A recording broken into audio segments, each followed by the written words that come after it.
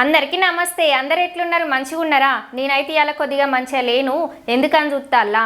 పురుడు పోసే దిక్కే లేదు, నిన్నుగన్నా తండ్రేమో రాడు, ఎట్లా చేద్దు చెప్పు తనయా. పురుడు పోసే దిక్కే లేదు, సూర్యుడేమో ఎదిరిల్లు చేరే, సింహ సీకటి చుట్టూ ముట్టే, తొంగి చూడడే సెందా మామ, సింహ సీకటి చుట్టూ ముట్టే, పస్తులున్నా పాలను మర్వా, గోవులున్నా బదిలియమంట, ఇప్పుడెందుకు చెప్పు తనయా, పస్తులున్నా పాలను మర్వా. మనసుని కదిలించే మాటలు పాటల రూపంలో చాలా చక్కగా వివరించి మాకు అందించినందుకు మీకు చాలా ధన్యవాదాలన్నా. నా జీవితంలో ఇదే మొదటిసారి ఒక పాటని విని చూసి పదే పదే ఏడవడం. ఈ పాట విన్నప్పటి నుంచి మనసంతా ఏదోలాగున్నది. మా అమ్మ నానే గుర్తొచ్చిళ్ళు. వాళ్ళు మన కోసం ఎంత కష్టపడతారో గుర్తొచ్చింది. బాధ తగ్గుతుందేమో అని చాలాసేపు ఏడ్చినా కానీ కొంచెం కూడా తగ్గలేదు.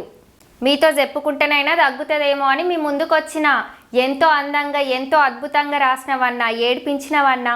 భార్య నిడిచి దూరంగా ఉండడానికి ఎక్కువ మంది ఇష్టపడరు. కట్టుకున్న దానికి పిల్లలకి మంచి భవిష్యత్తుని ఇవ్వడానికి గల్ఫ్లో ఉంటున్న భర్తలకి మర్యాద ఇవ్వండి.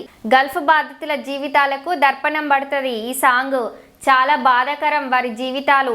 ఇంత మంచి పాటను అందించినందుకు పాడిన లావణ్య అక్కని పొగడాలా, పాటలు యాక్టింగ్ చేసిన నాగలక్ష్మి అక్కని పొగడాలా, లేదా పాట రాసిన భరత్ అన్నని పొగడన్నా. ఈ పాట విషయంలో మీ గురించి ఎంత చెప్పినా తక్కువే అన్న. మ్యూజిక్ చేసింది వెంకటాజ్మీర్ అన్న.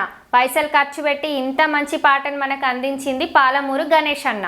డైరెక్షన్ చేసింది అశోక్ నోవే అన్న. తీసింది ముక్కలతికింది రంగులద్దింది శంకర్ అన్న. అన్న మీరు అందరు కలిసి మళ్ళీ గిట్లాంటి పాటలు ఇంకా ఎన్నో చెయ్యండి అని మనస్ఫూర్తిగా కోరుకుంటానన్న. ఈ పాట రిలీజ్ అయిన 8 రోజుల్లోనే 1,80,000 మంది చూసిళ్ళు.